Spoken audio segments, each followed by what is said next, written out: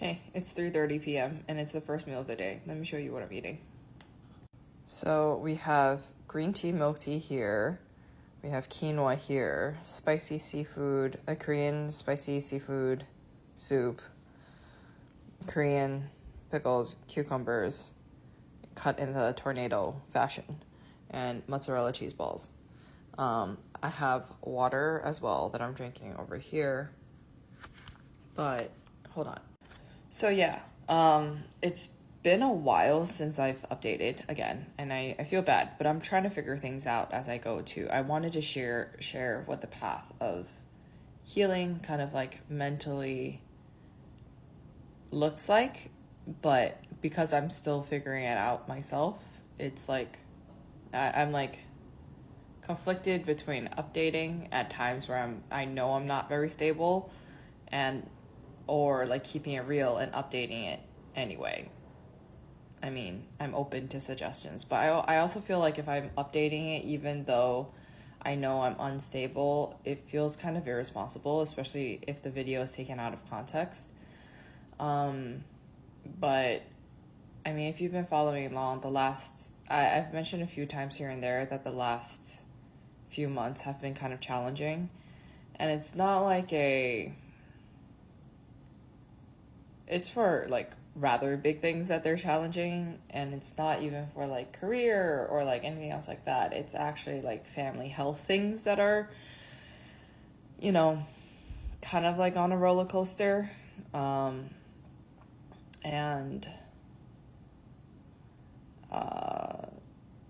if anyone wants to know a little bit more about what kind of challenges, I won't go into too much detail, but I wouldn't mind kind of talking about the general topics I'm dealing with. But yeah, I wasn't sure if I wanted to update when I was like under a lot of stress, because I also didn't know what to say, in that kind of situation. So I decided, let's wait until I feel a little bit better at least. And here we are now. I don't know if I'm super like much better or not, but it's an interesting time, kind of. I started going to therapy. I know I wanted to kind of overcome all of these things by myself, but I realized that the amount of stress and like just where I was headed mentally was not good. And like even when like there was a specific event that really kind of like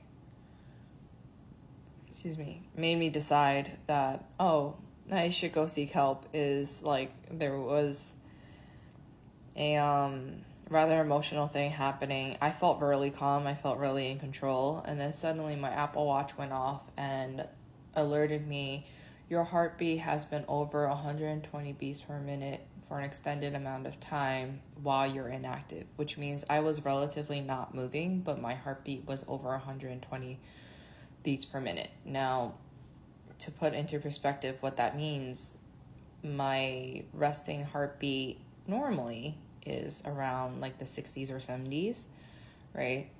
Higher 60s, low 70s. And that's like a healthy range. Apparently, during that portion of time, it was double that. And I also wasn't moving. So it was kind of like, okay, maybe I'm dealing with more stress than like I could even feel. And if that's the situation, I want to get myself to a place where I could seek help and prevent a major crash from happening. Because as time goes on, if I don't seek help, it'll be harder for me to reach out for help. And I just don't. I know the signs are there. Like my bad coping habits kind of came back.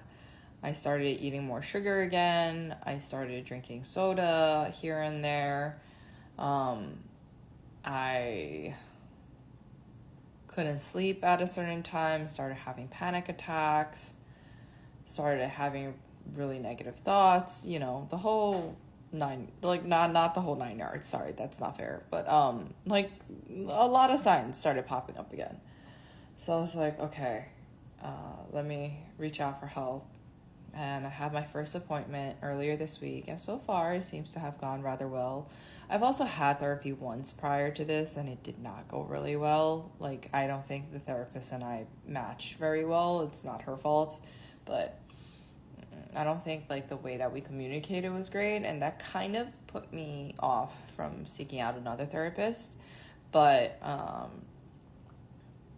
finally decided to do so after some people around me were talking about how great they were seeing results with their therapists, as well as watching Samantha Jo she's on TikTok and YouTube, and I've actually been watching her for I think a few years now.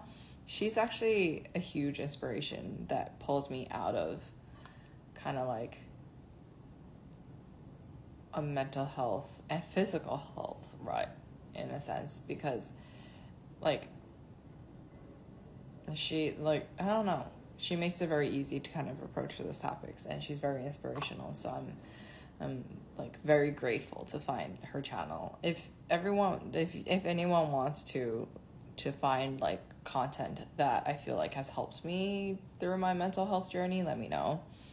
Like, obviously I've mentioned BTS before, I've mentioned In the Soop before. By the way, I'm so sorry, I missed Hobie's 100-day mark leaving the military. I think he has like around, I want to say 86 whole days left, I think, offhand. I could double check and then post it later.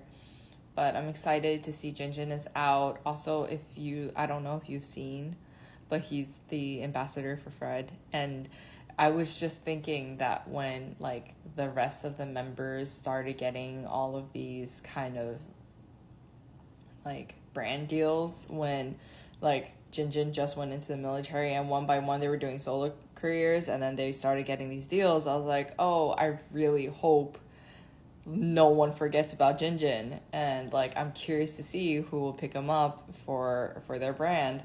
And lo and behold, not much after he left the military, we see like posts of him being the ambassador for Fred. So I'm really happy about that. He looks amazing. Like, it's great.